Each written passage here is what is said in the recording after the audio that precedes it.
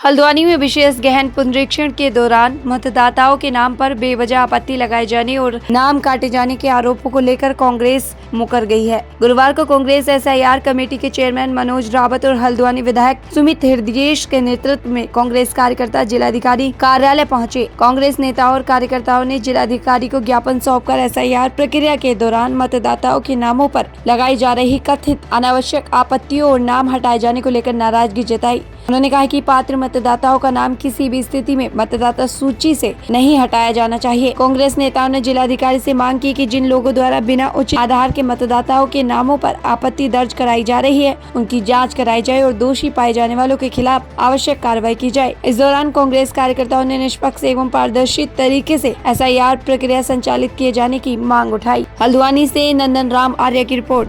देखिए, एसआईआर प्रक्रिया का जो दावा और आपत्ति काल है वो चल रहा है।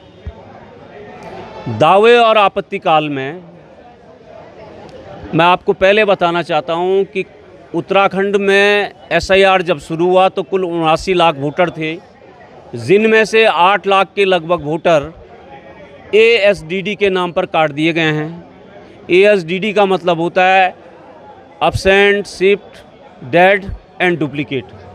डुप्लीकेट को चुनाव आयोग ने अपने सॉफ्टवेयर के ज़रिए पहचाना था, वो काट दिए गए थे।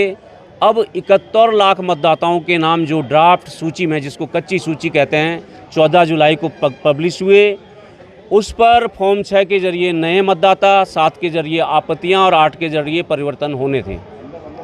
6 और 8 में कोई कमी नहीं है, फॉर्म 6 और 8 का प्रयोग कोई गलत नहीं हो रहा है, लेकिन फॉर्म 7 के द्वारा पूरे उत्तराखंड के मैदानी ज़िलों में और कुमाऊं के उधम सिंह नगर और नैनीताल ज़िले में बड़ी संख्या में, अकल्पनीय संख्या जिसको कहते हैं अनएक्सपेक्टेड नंबर में फॉर्म 7 का दुरुपयोग हुआ है।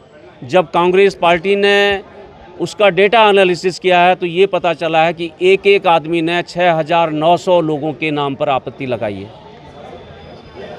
तो हमारा साफ ये कहना है कि फॉर्म 7 के ज़रिए गरीब, दबे कुचले, कम पढ़े लिखे, अनुसूचित जाति जनजाति के लोगों, मजदूर वर्ग जो रोज़ काम करते हैं, उन लोगों के वोट काटने की साजिश कुमाऊं के 2 ज़िलों में हुई है। हम इसके विरोध में, इसकी प्रक्रिया के विरोध में कुमाऊं कमिश्नर साहब को ज्ञापन देने आए थे। उनके प्रतिनिधि के रूप में जिलाधिकारी नैनीताल ने ये ज्ञापन लिया है। देखिए, जो फॉर्म नंबर 7 है, जिसमें किसी भी जो विधानसभा का मतदाता है उस पर अधिकार है कि 5 तक वो आपत्तियां उठा सकता है किसी व्यक्ति पे। वहाँ पे हम देख रहे हैं 50, 100 एक व्यक्ति के नाम से, फिर पूरा फॉर्म 7 का उसने प्रारूप भी नहीं भरा हुआ है, ना मोबाइल नंबर डाला हुआ है अपना, ना वोटर ID कार्ड।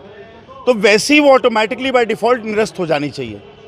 और ये आपत्ति करता है कि संयोजित तरीके से ये गैंग और गिरोह के रूप में कार्य कर रहे हैं। तो हमने बोला है उनसे कि आइडेंटिफाई करिए इनको और इन पे कानूनी कार्रवाई करिए।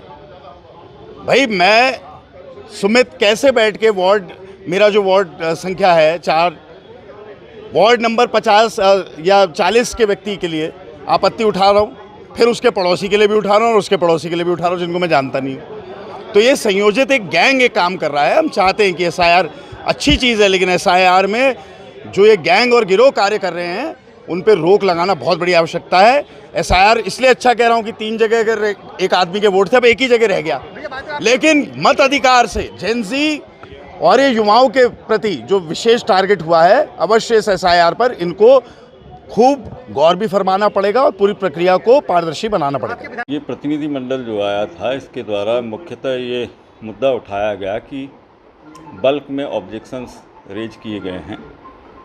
एसआईआर में इस समय दावे आपत्ति का समय चल रहा है और उन्हें यह आश्वस्त किया गया है कि जनप्रतिनिधित्व कानून और जो निर्वाचक रजिस्ट्रीकरण नियमावली है और ईसीआई का मैनुअल है, उसमें रिवीजन के लिए जो विधि व्यवस्था दी गई है, जो procedure laid down by rules है, हमारे ईआरओज उसी के दायरे में रह के काम कर रहे हैं। और मकसद ये है कि कोई भी पात्र मतदाता सूची में जुड़ने से न रह जाए और कोई भी अपात्र मतदाता सूची में न जुड़ नहीं पाए। तो दैनंदिन रूप से जो भी इसमें डेवलपमेंट हो रहा है, जो भी हियरिंग्स हो रही हैं, वो हमारे बूथ लेवल अफसर अपने काउंटर पार्ट BLA 2 के साथ साझा कर रहे हैं और जो उसमें प्रक्रिया निर्धारित की गई है उसका अक्षरशः पालन कर रहे हैं। उद्देश्य वही है कि लोकतंत्र का जो मूल आधार है वो शुद्ध, त्रुटि रहित और अद्यतन मतदाता सूची होनी चाहिए, ये उसका मूल आधार है।